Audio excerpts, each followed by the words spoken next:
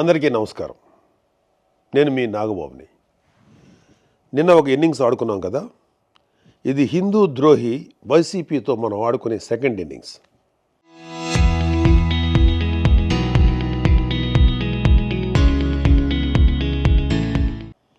మనం చిన్నప్పుడు మంత్రాలకు చింతకాయలు రాలుతాయి అనే కథలు వినేవాళ్ళం. కొందరు సిద్ధులు నీళ్లలోంచి నూనె తీశారని, దాంతో దీపాలు వెలిగించారనంటే ఒకప్పుడు నేను అస్సలు నమ్మేవాడే కాదు. కానీ మన జగన్ బాబా అనుకో పాలు వెన్న లేకుండా నెయ్యి తీశాక అవన్నీ నమ్మక తప్పట్లేదు. అసలు నేతిలో నెయ్యి లేకపోవడం ఏంట్రా అని జుట్టు పీక్కుంటున్నారు కదా. చూద్దామండి.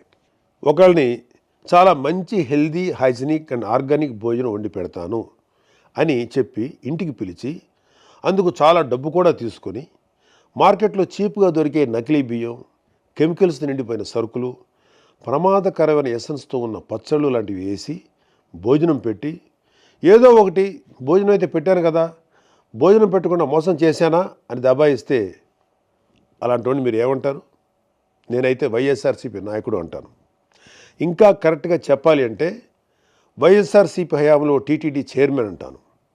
ఎందుకంటే వైఎస్ఆర్సీపీ హయాంలో టీటీడీ చేసిన పని ఇదే. చుక్క పాలు కానీ బొట్టు వెన్న కానీ లేని ప్రమాదకరమైన కెమికల్స్తో ఫేక్ గీని 60 లక్షల కేజీలకు పైగా స్వామివారి డబ్బుతో కొని ప్రసాదం తయారు చేసి భక్తులకు పంచిపెట్టారు. ఎంత పాపం, ఎంత ద్రోహం ఇది. ప్రభుత్వ సొమ్ముతో ఎలాగూ వైఎస్ఆర్సీపీ అవినీతి చేసింది. స్వామివారి టీటీడీని అయినా కొంచెం నీతిగా నడిపి ఉండొచ్చు కదా, ముఖ్యంగా ప్రసాదం లాంటి విషయాల్లో. ఇదేదో సాక్షి లాంటి పేపర్లోనో ఛానల్లోనో వచ్చిన న్యూస్ కాదు. సుప్రీంకోర్టు ఆర్డర్స్తో నియమించబడ్డ స్పెషల్ ఇన్వెస్టిగేషన్ టీం సిట్ 1.5 సంవత్సరం పాటు దేశం మొత్తం తిరిగి జల్లెడ పట్టి కనుక్కున్న విషయం. పాలు వెన్న ఏమాత్రం లేకుండా పూర్తిగా కెమికల్స్తో, రకరకాల ఆయిల్స్తో, చెత్త ఎసెన్స్లతో తయారైనటువంటి నెయ్యిని స్వామివారి ప్రసాదమైన తిరుమల లడ్డూకి వాడారు. దైవభక్తి, పాపభీతి ఏమాత్రం లేని వాళ్ళే ఇలాంటి దారుణాలు చేయగలరు. మన సనాతన హైందవ ధర్మం ప్రకారం అజ్ఞానం వలనో పరిస్థితుల వలనో తప్పు చేస్తే అందుకు క్షమించవచ్చు. ఈ విషయం శ్రీకృష్ణ భగవానుని భగవద్గీతలో, ఆది శంకరాచార్యుల అపరాధ క్షమాపణ స్తోత్రంలో కూడా ఉంటుంది. అలా కాకుండా తెలిసి తప్పు చేస్తే దాన్ని ఏమనాలి? అది కూడా దేవదేవుడిగా కోట్లాది మంది భావించే శ్రీ వెంకటేశ్వర స్వామి విషయంలో చేస్తే అందుకు పాపం అనే మాట కూడా చాలా చిన్నది. ఈ ఫేక్ నెయ్యిని కొనడం కోసం టీటీడీ చైర్మన్గా వైఎస్ జగన్మోహన్ రెడ్డి బాబాయ్ అయిన వైవి సుబ్బారెడ్డి ఉన్నప్పుడు 2020 ఫిబ్రవరిలో రూల్స్ని మార్చారు. ఆల్రెడీ ఉన్న కండిషన్స్ని సగానికి పైగా తగ్గించారు. అనర్హులైన ఈ ఫేక్ గీ సప్లయర్ బ్యాచ్ని అర్హుల్ని చేయడం కోసం తొక్కాల్సిన అడ్డదారులన్నీ తొక్కారు. ఇలాంటి వెధవ ఫేక్ సప్లయర్స్కి వీళ్ళు పెట్టిన పేరు వర్చువల్ డైరీ. ఇవి దొంగ డైరీలు. బినామీ పేర్లతో రకరకాల రాష్ట్రాల్లో ఆపరేట్ చేస్తూ ఉంటాయి. ఒక దగ్గర ఒక పేరుతో బ్యాన్ అయితే ఇంకో పేరుతో కొత్త అవతారం ఎత్తుతారు. అచ్చంగా జగన్ కంపెనీలో పెట్టుబడులు పెట్టిన దొంగ సూట్ కేసు కంపెనీలాగా. ఇవి పాలు వెన్న ప్రొక్యూర్ చేస్తామని అబద్ధాలు చెప్పి కమిషన్లు ఇచ్చి కాంట్రాక్ట్ సంపాదించి కెమికల్స్తో చేసిన ఫేక్ గీని సప్లై చేస్తాయి. మరొకసారి గుర్తు చేస్తున్నా, ఇవేవి నేను ఇంకెవరో పుట్టించిన మాటలు కాదు. సాక్షాత్తు సిట్ 36 మందిని నేరస్తులకు చెప్తూ వేసిన ఛార్జ్ షీట్లో ఉన్న విషయం. నేను వైవి సుబ్బారెడ్డి పేరు ఏదో రాజకీయ అక్కస్తో తీయలేదు. అతని పిఏని సిట్ అధికారులు అరెస్ట్ చేసి విచారిస్తున్నారు. ఊరికినే కాదు, ఆధారాలతో. ఇవన్నీ ముందు చెప్తాను. ఇందాక ఈ తప్పుడు ఫేక్ గీ విషయంలో పాపం అనే మాట సరిపోదన్నాను కదా. సరైన మాట ఏంటంటే ఘాతుకం. గుర్రానికి తెలియకుండా తోక ఊగుతుందా? లేదు కదా. తోకే గుర్రాన్ని ఊపిందంటే చిన్న పిల్లోడు కూడా నవ్వుతాడు.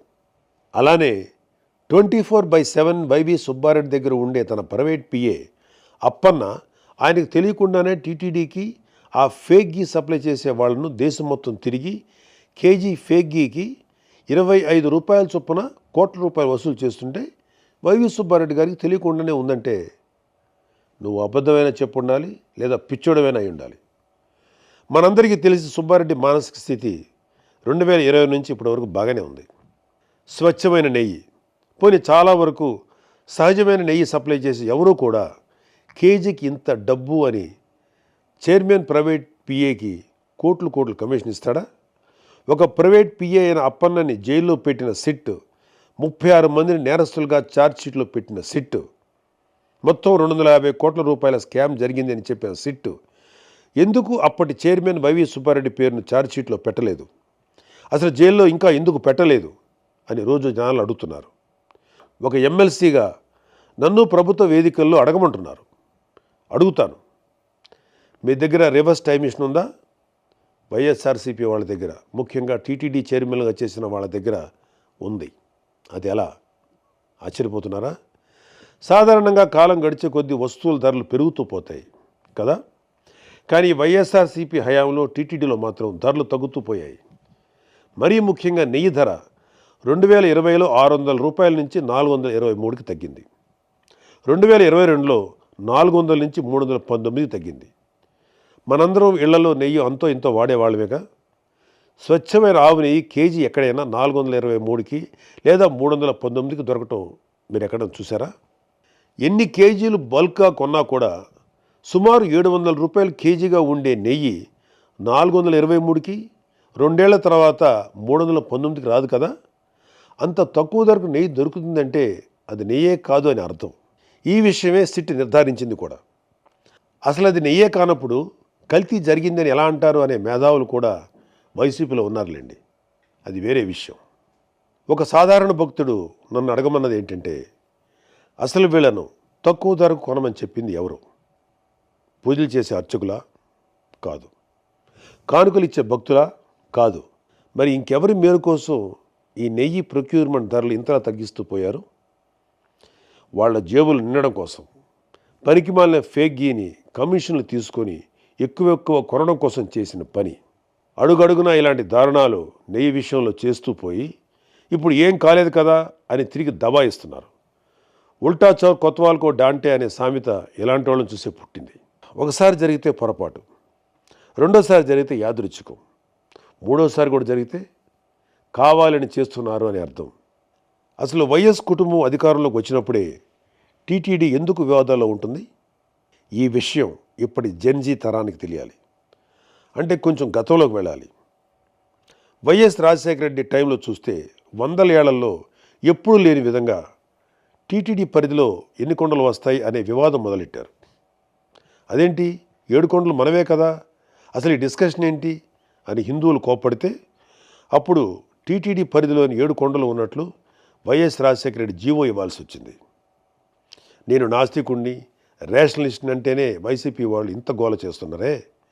మరి వైఎస్ రాజశేఖర రెడ్డి ఒక నాస్తికుడు, ఒక రాడికల్ స్టూడెంట్ యూనియన్లో పనిచేసి బూతు సుప్రభాతాలు రాస్తూ హిందూ దేవుళ్ళని, ఆచారాలని అవమానిస్తూ వచ్చిన భూమన కరుణాకర్ రెడ్డి లాంటి వ్యక్తికి హిందువులందరూ వద్దు అంటున్న టీటీడీ చైర్మన్గా ఎలా నియమించాడు?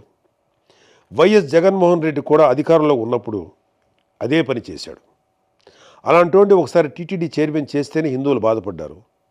అలాంటి రెండోసారి కూడా చైర్మన్గా చేయడం ఎందుకు? హిందువులు బాధ పెట్టడం కోసమా? వైఎస్ రాజశేఖర రెడ్డి, జగన్మోహన్ రెడ్డి వంశపారంపర్యంగా క్రైస్తవులు. మనది లౌకిక దేశం.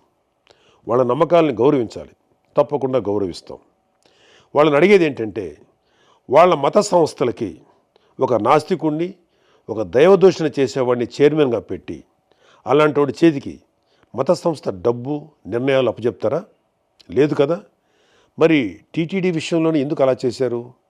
ఇలాంటి నిర్ణయాల వల్ల కదా ఇవాళ దారుణమైన కెమికల్స్తో, ఏవేవో ఆయిల్స్తో నిండిన ఫేక్ గీ టీటీడీ ప్రస్తావనలోకి వచ్చింది. గతం భవిష్యత్తుకు దిక్సూచి అవ్వాలి. ఎలాంటి వాళ్ళు వ్యవస్థలు నడిపించారనే విషయాలు ఇప్పటి తరానికి తెలియాలనే ఇవన్నీ చెప్తున్నాను తప్ప ఎవరిని నొప్పించడానికి కాదు. ఇప్పుడు వైఎస్ఆర్సీపీ వాళ్ళు చెప్పే అతిపెద్ద అబద్ధానికి వద్దాం. సిట్ తన ఛార్జ్షీట్లో ఆ ఫేక్ గీలో ఎలాంటి యానిమల్ ఫ్యాట్ లాంటి పదార్థాలు లేవు అని చెప్పేసింది అని వాళ్ళ నీలి మీడియాలో రాసుకుంటున్నారు, చెప్పుకుంటున్నారు. నిజంగా కొవ్వు లాంటి పదార్థాలు లేకపోతే సంతోషమే. కానీ ఇక్కడ మనం జాగ్రత్తగా నిజాలు తెలుసుకోవాలి, రాబట్టుకోవాలి. మరొకసారి ఇలాంటి తప్పు జరగకుండా చూసుకోవాలి. 2024లో ఎన్డీడీబీ సిఐఎల్ఎఫ్ నివేదికలో ఏముంది అంటే, నెయ్యి కల్తీ జరిగిన మాట వాస్తవం అని చెబుతూ అలా జరగడానికి 5 కారణాల్లో 4 కారణాలుగా beef tallow, pig fat, fish oil లాంటి పదార్థాలు ఉండటం అని స్పష్టంగా చెప్పింది.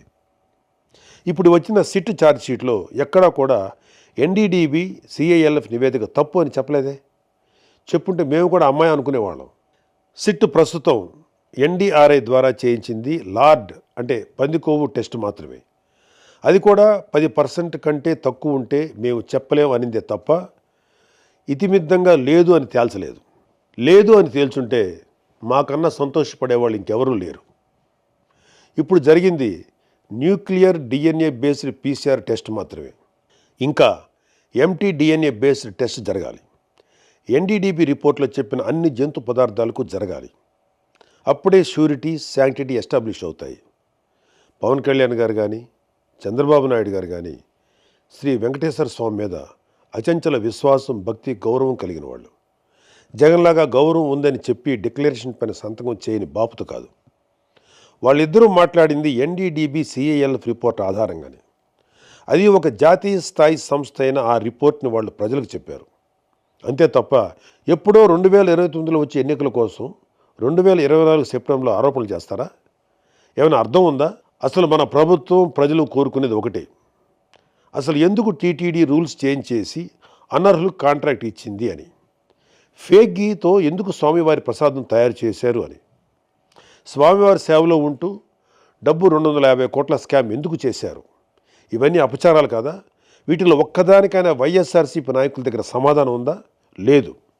ఎంతసేపు సిట్ ఛార్జ్షీట్లో ఉన్న ఒక సగం టెస్ట్ రిపోర్ట్ని మాత్రమే చెప్పి తప్పించుకోవాలనే తాపత్రయం తప్ప జరిగిన పాపాల పట్ల చిన్న బాధ కూడా లేదు. అది ఇంకా దారుణం.